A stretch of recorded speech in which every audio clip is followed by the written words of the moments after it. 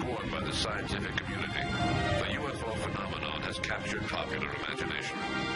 In Canada, surveys confirm that the public is interested in unidentified flying objects.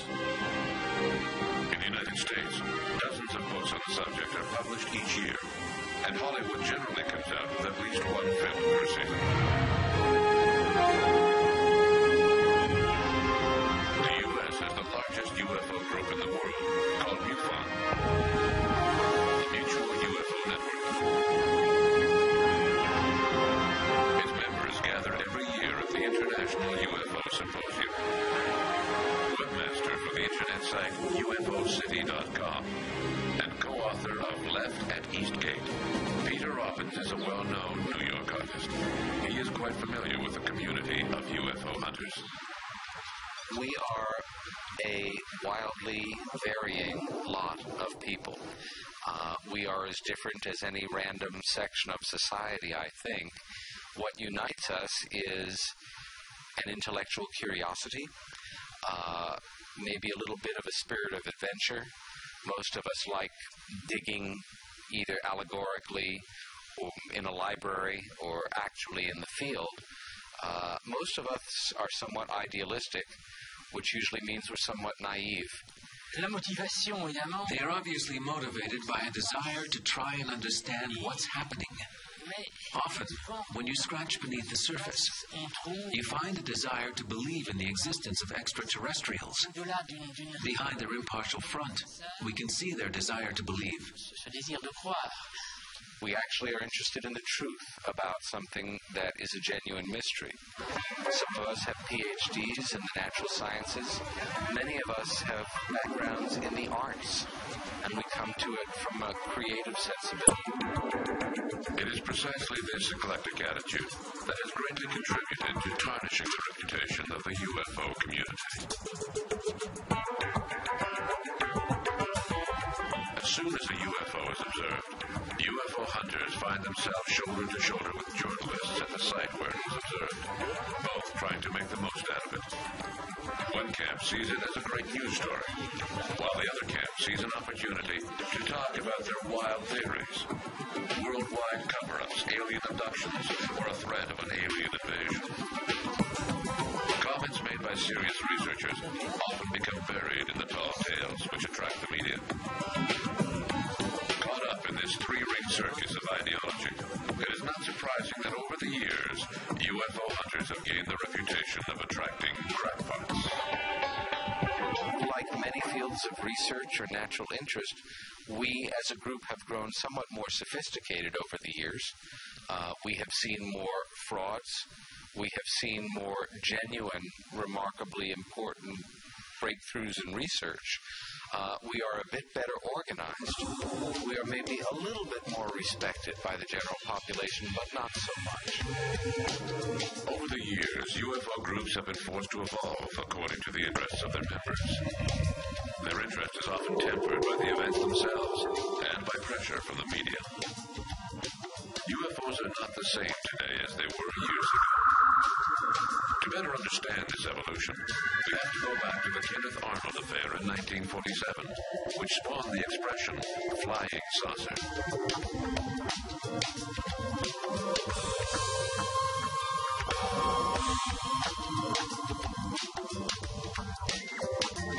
No one is better qualified to lead us back in time than French sociologist Pierre Lagrange, a research scientist with the Center for Sociology of Innovation in Paris. Pierre has written several reports on UFO studies, and over the past few years, he has gained recognition as one of the world's leading authorities in the field of UFO history. The Kenneth Arnold affair marked the beginning of flying saucers. That was when the expression flying saucer was first invented. His story happened on June 24th, 1947. He was a 32-year-old private pilot and businessman who saw strange discs flying over Mount Rainier, Washington, in the American Northwest. According to Arnold, they were flying twice as fast as the speed of sound, and they had an unusual shape. They were not exactly saucer-shaped. They were rounded in the front and triangular in the back. And he described their flight as saucers skimming over the water. And when he reported this to a reporter, a news reporter, the journalist wrote down flying saucers, and the name was born and has been with us ever since. The objects seen by Kenneth Arnold were probably nothing more than a flock of migrating birds. However, his story gave birth to the modern era of flying saucers. Back in 1947, unidentified flying objects were not synonymous with extraterrestrial spacecraft. At the time back in 1947, Kenneth Arnold thought he was seeing secret weapons. Obviously, the prospect of extraterrestrials was soon raised. If we look back at the first articles written in the press on June 26 and 27, 1947, the objects were not only presented as extraterrestrial airships. That was just one theory among others. The theory of secret aircraft was the most popular. The day after Kenneth Arnold's observation, the U.S. Army put up a wall of silence and took extraordinary defense measures. Planes are on patrol for flying saucers. Cameras installed to photograph them. Portland, Oregon, the area from which came the first weird reports. However, despite all of the military's preparations, an entire fleet of flying saucers seemed to be descending upon the United States. Throughout the country, Americans were claiming to have seen unidentified flying objects. A lot of people these days, they're seeing flying saucers everywhere. Flocks of fantastic discs flying through the air. Since the Army was refusing to release these reports to the public, small groups of 2 or 3 people each began collecting information on these sightings. To be looking for the mysterious disc. It was the dawn of ufology, the study of UFOs. There's a flying saucer with milk. The first ufologists appeared in the 1950s in groups such as NICAP and APRO, which integrated a large mass of scattered information. At first, UFOs were only seen flying in the sky. They hovered and flew away, but didn't land. Then gradually stories began pouring in about landings. Investigators changed their view over time. History professor at Temple University in Philadelphia, David Jacobs is the author of the famous UFO controversy in America. Well, I think that the role of some of the early UFO organizations like APRO, the Aerial Phenomena Research Organization, and NICAP, National Investigations Committee on Aerial Phenomenon, in the overall controversy over UFOs was really very, very important. I think that these are groups that continue to collect reports, they analyze reports, they kept the subject in front of the public, and help to also pioneer methodology for how you can do this, how you can actually investigate reports. It was in this fervor of the 1950s that people began speculating that these unidentified flying objects were of alien origin. These speculations soon became the most popular way of interpreting these objects. Left in the dark, the more conservative researchers who refused to share this opinion without an argument were stigmatized as ignorant or having little faith by those who supported the theory. Now, 50 years after that initial sighting by Kenneth Arnold, we can only wonder how UFOs, which were originally thought to be top-secret weapons, came to be thought of as interplanetary vehicles. How is it that extraterrestrials have become the focus of UFO study? One of the first people to introduce the idea that flying saucers were of alien origin was Donald Kehoe, a former member of the U.S. military who became a journalist, and while working for True magazine in 1949 was assigned to investigate the story. Kehoe was rather skeptical at first, since most of the contacts he had kept in the Army told him there was nothing to the story. But as he dug deeper, he began to think that the military wasn't telling him everything they knew, that there may be something to the story after all. The article that he published in the January 1950 issue of True was one of the first to really popularize the alien theory. 3 years later, Donald Kehoe wrote Flying Saucers from Outer Space, whose popularity at bookstores further entrenched the theory that UFOs were of alien origin.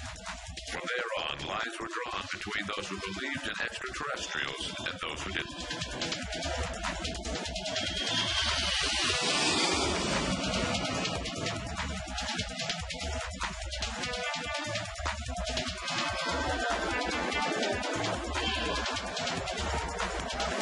While America was debating over whether or not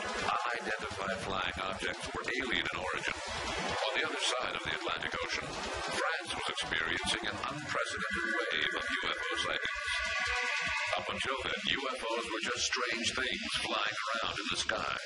But now they seem to be landing everywhere. Even worse, the occupants of these spaceships were strolling around on our planet.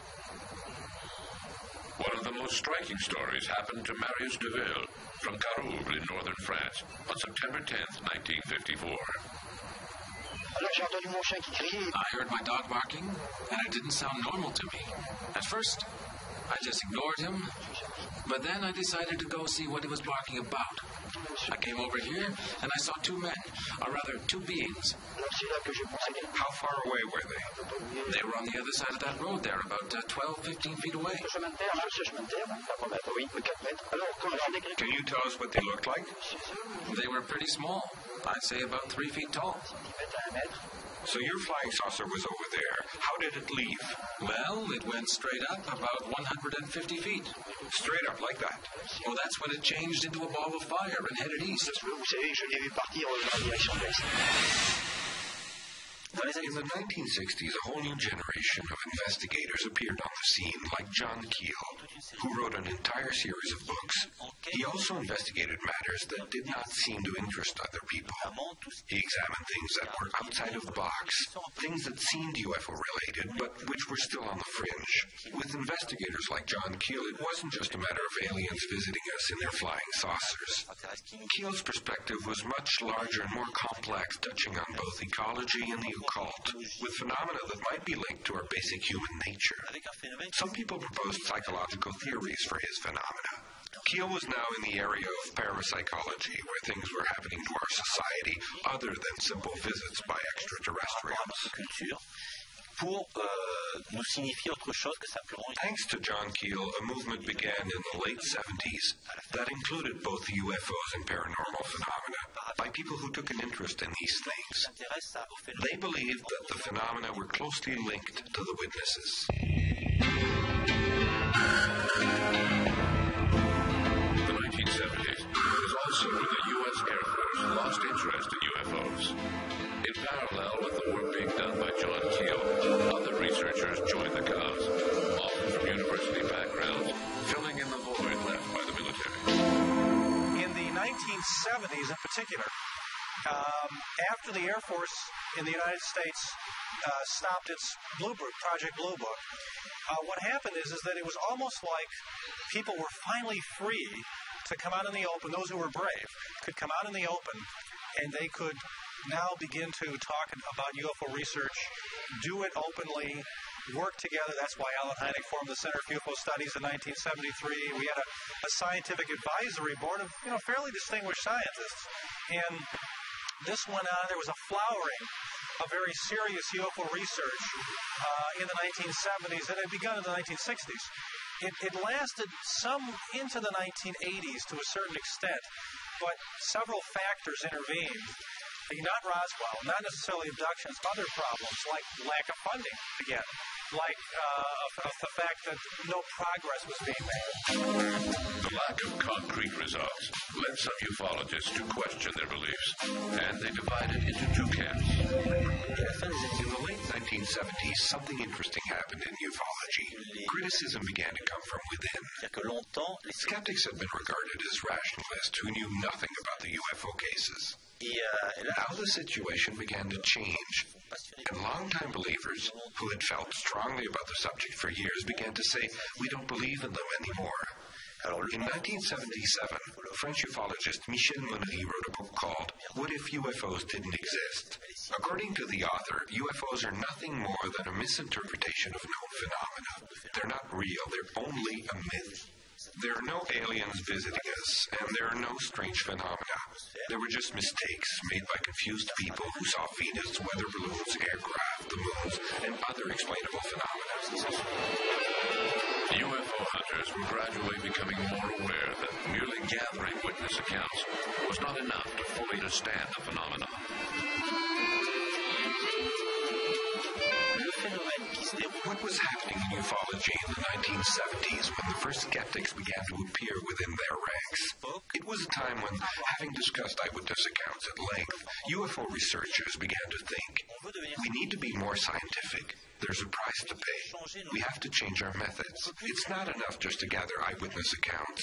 We need to produce evidence like scientists do. For a long time we thought that it was a scientist's job to observe nature. But in reality, a scientist's job is done in a laboratory. He very rarely sees nature. He spends his time looking at instruments, diagrams, and graphs. So his contact with nature is very remote. If he goes into the woods or on top of a mountain, he doesn't see anything. He's in the middle of nature and can't do anything. UFO researchers began to ask themselves, how can we present data relating to UFO stories so it'll be perceived as scientific? They realized that there was a price to pay, that they would need to do more than gather stories to succeed, or simply state their opinion like a judge or a police officer. They would need to delve into the facts and come up with items that would allow experts to decide if there was a case or not.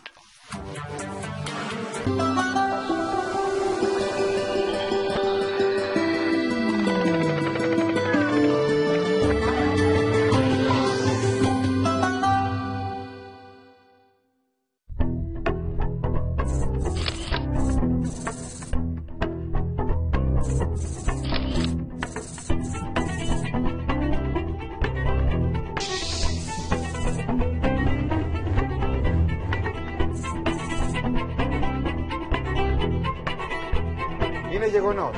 Στην ΕΠ3.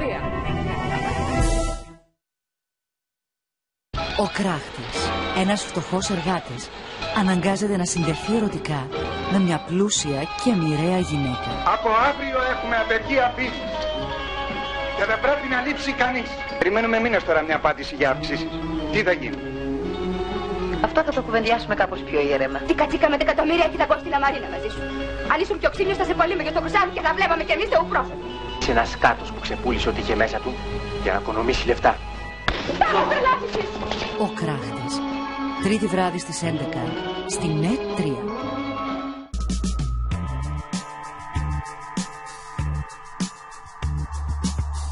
Μόνο τον περασμένο χρόνο, εν μέσω οικονομικής κρίσης, είχαμε εισάγει περισσότερους από 150.000 τόνους φρούτα και πατάτες από την Τουρκία και την Αίγυπτο μέχρι τη Χιλή και τη Βραζιλία. Έχουμε τόσο ωραία μήλα, τόσο καλά είναι δυνατόν να κάνουμε εισαγωγή. Πολλά εισαγόμενα έρχονται απ' έξω, από Βουλγαρία, από Αίγυπτο, από Τουρκία και βαπτίζονται ελληνικά. Δυστυχώς η κρίση θα συνεχίσει και εμείς οφείλουμε να συνεχίσουμε να οργανώνουμε αυτή τη διάθεση απευθείας από τον παραγωγό στον καταναλωτή και να μπορούν οι καταναλωτές με λίγα χρήματα να αγοράζουν τις ποσότητες που χρειάζονται για τη διατροφή τους.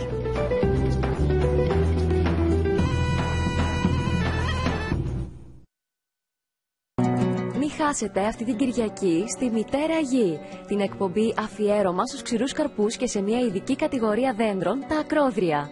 Γεωπόνοι, αγρότες και ερευνητές μας μιλούν για τη σημαντική θέση που θα μπορούσε να έχει η καλλιέργεια των ξηρών καρπών στην ελληνική αγροτική οικονομία, καθώς και για την αξιοποίηση των ορεινών και των ημιορεινών περιοχών. Οι τρεις γεωπόνοι της εκπομπής ανακαλύπτουν ανθρώπους σε ζωντανές γωνιές της υπαίθρου, παρουσιάζουν τις καλλιέργειές τους και επισκέπτονται μονάδες μεταποίησης. Ακολουθήστε τους στο Οφρίνιο Καβάλας, στη Μελιδία και την Αγιά Λάρισσας, στην Πιπεριά και στους Νερόμυλους Αριδαίας. Μητέρα Γη, την Κυριακή στη 1:30 το μεσημέρι από την ΕΤ3.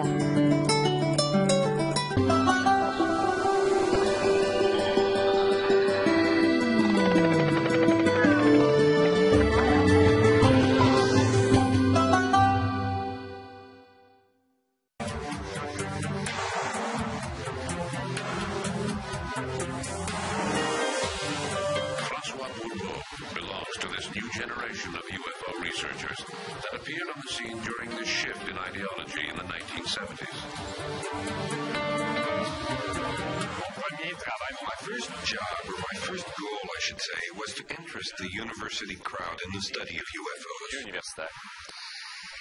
But I soon came up against a brick wall. From social prejudice to a wide variety of other prejudices. These men and women from universities were probably afraid of losing credibility among their peers. I would say that it also had to do with a lack of knowledge of the subject area.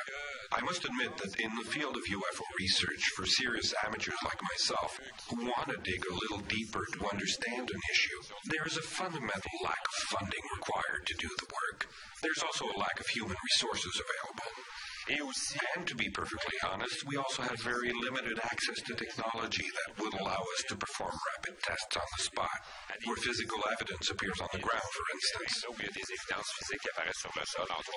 With these tests, we could advance our own research since we are on the front line, thereby eliminating a layer of analysis where we have to wait for the results before proceeding. We could also turn over our test results to experts for further research. Maybe that's where the problem lies.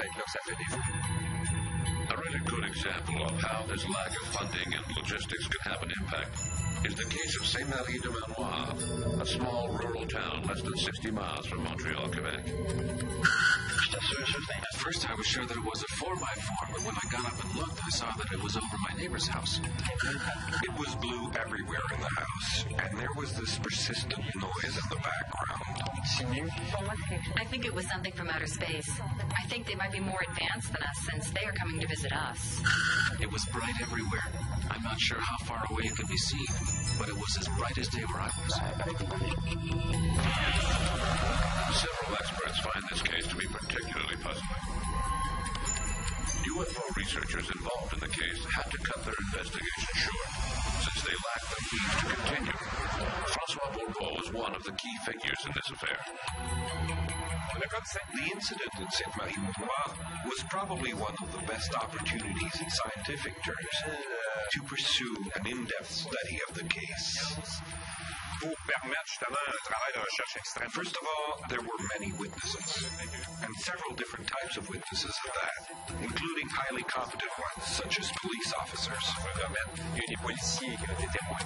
I was amazed. I'd never seen anything like it before in my life. Several levels of society were represented among the witnesses, and there was physical evidence left on the ground. Electromagnetic effects occurred in the immediate area, and a trace of the craft was left on the ground. This incident happened in winter, and the grass turned green where the UFO mark was found. Using my own money, I paid Laval University to analyze grass and soil samples. Chlorophyll levels were 10 times higher, and nitrogen had gone up by 300%. I found it very bizarre, because the chlorophyll level should normally have been the same everywhere. I don't think it's humanly possible to fake chlorophyll levels in plants in November. We had material in our hands that could have been genuinely investigated. But somehow we missed our big opportunity. We didn't succeed in capturing the interest of enough people in the fields of botany, physics, electricity, magnetics, or mathematics. We didn't get plant geneticists involved in our project. A lot of work could have been done to rule out natural causes.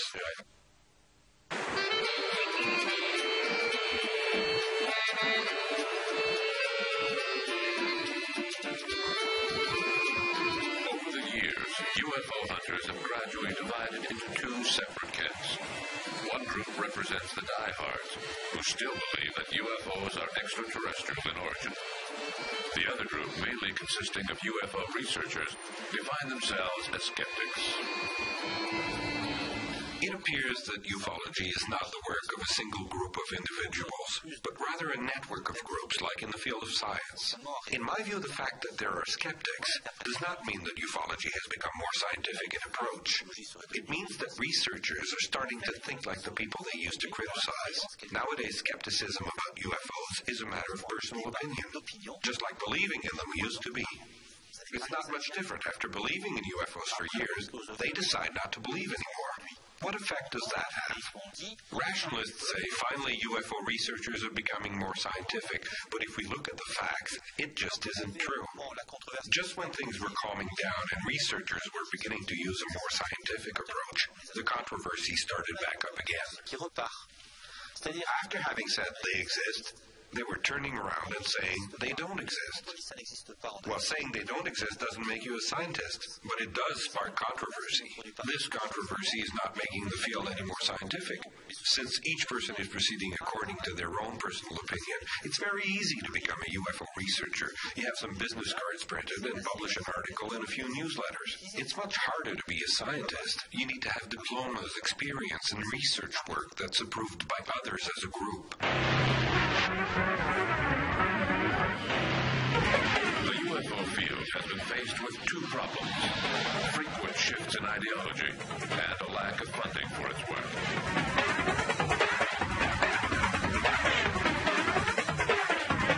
Victims of precarious budgets, most UFO associations cannot hire paid staff. This means that almost all of their members are volunteers, with the best of intentions, no doubt. But inevitably, they run into problems with the availability and competency of their members, which leads to less than ideal investigations.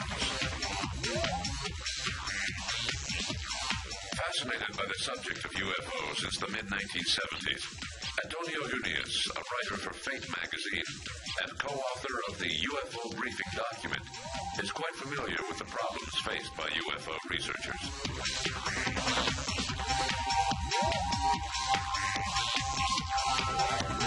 One of the main problems of ufological research is the lack of funds. This is very bad, and especially when you go to even to other countries, it's even more acute. And there was a short period, I would say through the 90s, where you suddenly had this emergence of the philanthropists. In the late 1990s, U.S. multimillionaire Lawrence Rockefeller financed a series of meetings on the American East Coast. Chaired by astrophysicist Peter Sturrock of Stanford University, California, the Pocantico meetings are now considered to be the most important initiative that has taken place in the field of UFO study over the past few years. Francois Louange is an optics specialist who directs Flex Image, a corporation specializing in satellite imagery. He was an active participant at the Pocantico meetings. The Pocantico conference organized by Mr. Rockefeller in 1997 was highly instructive. This gentleman, who has large sums of money, tends to spend a lot on artistic and human causes. Lawrence Rockefeller had a certain curiosity about UFOs in general, and crop circles in particular. So he financed this week-long meeting at his Pocantico Center where his family had once lived. The idea was to discuss physical evidence, not just for UFOs, but in general. Basically, you had two types of scientists. You had ufological scientists. These were people who were professional scientists like Vallée and even Velasco and Richard Haynes and John Schuster and many others who made the case for ufology. And they presented, the best landing cases, the best photography and so on, the best radar cases. And then you had a panel of neutral scientists. And these were people who were neither in favor nor against it, but they were professional scientists. The goal was to have researchers speak about UFOs in front of a group of scientists in the hopes of finding common ground and preparing a small booklet on their conclusions. Why did Rockefeller do this? Because up until that point, the only thing that existed in the field was the Condon report that had been sponsored by the U.S. Air Force several years earlier. The very thick Condon report was read by few people. It contains a lot of information, some of it on inexplicable phenomena. However, the official conclusions of the Condon report go something like this. First of all, we didn't find anything. And secondly, science has better things to do with its time than waste it on a subject like this that is of no interest. Condon closed the books on the subject, and scientists did that too. With regards to the Condon's conclusions, we agree at least on the first point. We didn't find anything really convincing, any absolute proof that unknown phenomena are occurring, and we found even less evidence of extraterrestrials. On the other hand, as to what science's position should be, we are diametrically opposed to Condon. We feel that given the evolution of the information gathered and the technologies at their disposal, it would be in the best interest of science to research the subject intelligently, to listen to UFO researchers, and to continue the work. recognition of the interest in UFOs, then why does the science community at large seem so uninterested in this phenomenon? If someone were to find a technological application for the UFO problem, then just watch the benefactors line up to finance it. Maybe not UFO groups at first, but if another meeting were held with Mr. Sturrock, there might be a group of people who would say, "Aha! We're being offered 10 million, gentlemen. Go back to your drawing boards." However, before we can speculate on how to interest the science community in UFOs, we need to have UFO groups themselves come to an agreement on the importance of the information gathered and the manner in which it is presented. The material itself, the data, although there are some excellent cases, but it is very ambiguous, and you can basically adapt it to any theory you want. Because you will select those elements of, if you're interested in the more bizarre cases, you will find plenty of those. If you're interested in the more sort of sober, you'll concentrate with radar and pilot cases. So that's what I saw. That people, because they had a theory, then they were like digging up for those elements in the database that would support their theory. After so many years, it may be surprising to find that so few professional researchers let themselves be carried away by a scientific interest in UFOs. Perhaps we're simply seeing a contrast between the ideal vision of science and the unorthodox reality of ufology. One of the great failings of UFO research in the Western Hemisphere anyway, and not as much in Europe, but certainly in Canada and in the United States, has been the failure to convince the scientific and academic community of the legitimacy of the subject. I think we're setting ourselves up for a disappointment when we expect science to come up with all of the solutions. When it comes to expanding knowledge, solutions are very rare. When scientists study a matter, very rarely do they agree on what it means. Of course, when we read history books about science, we see famous names such as Galileo, Newton, and Einstein, who all made a significant contribution to scientific knowledge. But we need to remember that 99% of all scientific research does not lead anywhere. The research is done because we need to ask questions and find answers. We need to make progress. Scientists often disagree. In the field of science, it's very difficult for everyone to agree. So if we were to take a scientist out of his controlled environment and place him in a situation with amateurs and people from different backgrounds, naturally he would find it more difficult to do his job. In that type of situation, scientists tend to have the attitude that UFO researchers are not capable of producing hard evidence. They're not like scientists who produce real results. I tend to see the problem differently. If we think about it, science hasn't produced a lot over the years, considering all the conditions imposed on scientists. They need to have a diploma, publish articles, sign contracts, and so forth. In contrast, it's amazing to see how much UFO groups like SOVEPs have managed to accomplish without a controlled environment.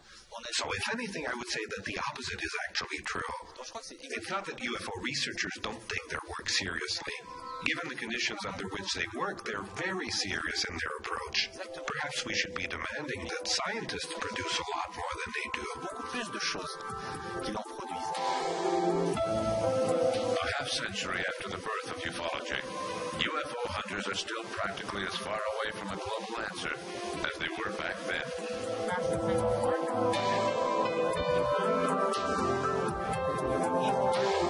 Can their limited success be blamed on a lack of effort, a poor choice of witnesses, or is it simply that ufologists have had to pay the price for resorting to sensationalism once too often? Well, obviously, we still don't know what the UFOs are. If we did, the discussion would already be on a different level. People already automatically, and this is even in France, I would say not the researchers, but the culture and the media, automatically equates UFOs with extraterrestrial beings, coming in spaceships. So this is the sort of the cultural interpretation. The popular cultural interpretation, I would say, all over the world. In this world of superficial choices and judgments, abduction by aliens, the Roswell crash and cover-up, these are sexy. These are hot topics. Even though time is passing, Roswell's 53 years ago, it still captures the public imagination tremendously. I think it makes it very difficult for the serious research of ufology because so much of it now has become basically media-oriented entertainment and sensational. The lack of interest in UFOs by the elite of the science community is not only due to the ufologists' tendency to believe in wild rumors of alien abductions and flying saucer crashes. It also stems from public prejudice and the superficial manner in which UFO-related matters are handled by the media.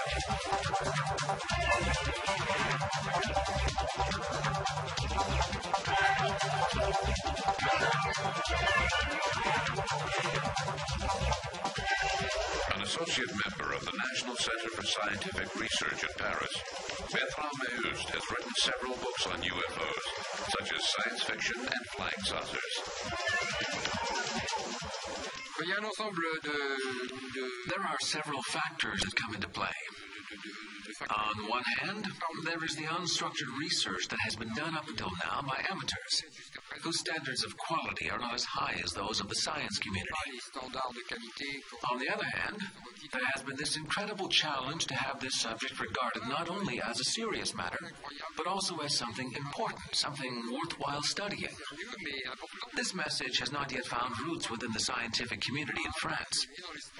To give you an example, my peers are sociologists and ethnologists, and you wouldn't think that the study of UFOs would be a problem for them, since they study sociological and cultural phenomena.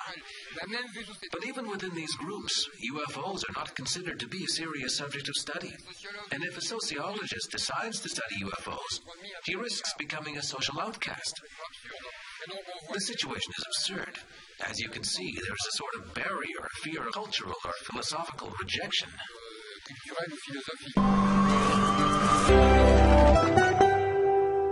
The people that matter don't look at our findings. It is much easier to say, well, this can't be because it isn't, therefore it's not, therefore I'm not going to waste my time.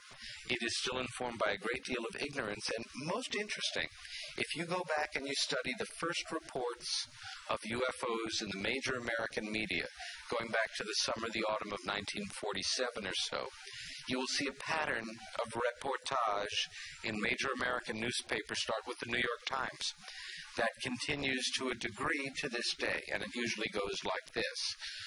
There is an initial report of an incident, an event, a sighting. Then there is a response, either in the same article or a follow-up article, by some kind of authority, who usually would have no knowledge of the subject, but they are a psychologist or a meteorologist or a biologist, and they are going to tell us, well, this is nonsense, I have a PhD and I know, and the American public, the Western public, has been brilliantly conditioned, overtly and covertly, by the media, by the government, by themselves, to literally wire up in their minds when you hear UFO. You see the mouth moving, but somebody is saying, I saw a UFO. What you are hearing is, maybe I'm crazy and should be in an institution. In order for ufology to rise above the scorn and ridicule that it faces, and in order to determine with any degree of certainty whether or not unidentified flying objects are indeed alien in origin, it is vital that this field of study receive a minimum of physical and logistic support. In my opinion, state intervention is indispensable if you want to do a thorough job, since the most useful sources of information are generally state agencies. If we take France, for instance, there is the state police, the Air Force, and civil aviation. Obviously, these organizations are not going to pass on information, especially the Air Force, with its need to keep defense issues confidential. It's very difficult for someone outside of these agencies to obtain information such as radar data. In the late 1970s, France became the only member of the G8 to set up such an agency. It was called SEPRA. As part of its mandate, this group examines unidentified phenomena in French aerospace.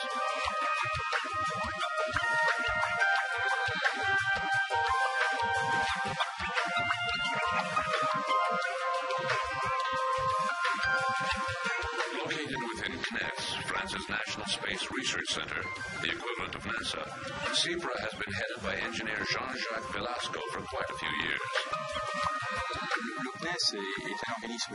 CNES is a public sector agency that distributes information. We don't have anything to hide. These days, we let the public know about a lot of our investigations, and we will continue to do so in the future. However, keeping the public informed of our investigations is not part of CIPRA's mandate, as was the case for its predecessor, Japan, which prepared technical notes and informational notes. The difference between the two groups is quite simple. We just don't have the means. Although he admits that his group does not have the logistic support necessary to carry out a global study of the UFO phenomenon, Jean-Jacques Velasco does not see how CIPRA could associate itself with UFO groups without putting its own credibility and that of CNES on the line. What is commonly referred to as ufology is a large group of people primarily interested in UFO sightings. They have developed an interest in the subject as amateurs. We are not at all in the same class as those groups of amateurs. Here we do scientific work. We investigate sightings and check out the facts that are reported. Our work consists of scientifically analyzing the facts, and that's all.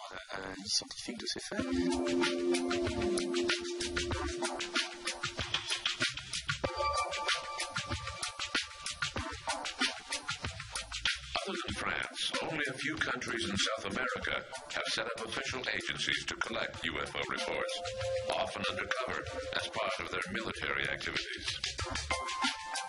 Elsewhere in the world, UFO reports are lost, destroyed, or find their way into a box in the basement of an administrative building. In Canada, the RCMP and Transport Canada used to send their reports to the National Research Centre in Ottawa. After a quick read-through, the reports were then transferred to the National Archives building, where they waited patiently for someone to come along and examine them. Recently, Canadian UFO researcher Chris Rutkowski decided to do something constructive with these reports of UFO sightings.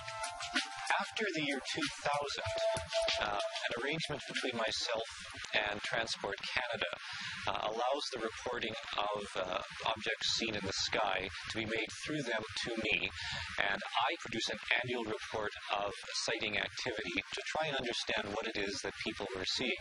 You see, the National Research Council itself was not interested in UFOs, but the possibility that UFO reports might lead to the recovery of meteorites. But I've chosen to do something with the data because I think it's important that we understand what it is that people are seeing, not what is perhaps reported in the tabloid newspapers, perhaps not what we see in the movies, but what is it that is actually seen by people. And to do that, we need the actual reports. So it is a very good arrangement from a scientific standpoint, simply collecting the data from Quebec, from Newfoundland, from British Columbia, from the Yukon and Nunavut now as well, and analyzing the data for an understanding of what it is people really are experiencing and seeing when they report a UFO. Chris Rutkowski's initiative is an exception to the rule. In the United States, where more UFO sightings are reported than anywhere else in the world, there is no mechanism in place to provide UFO groups with a copy of these reports. They usually end up in a shredder.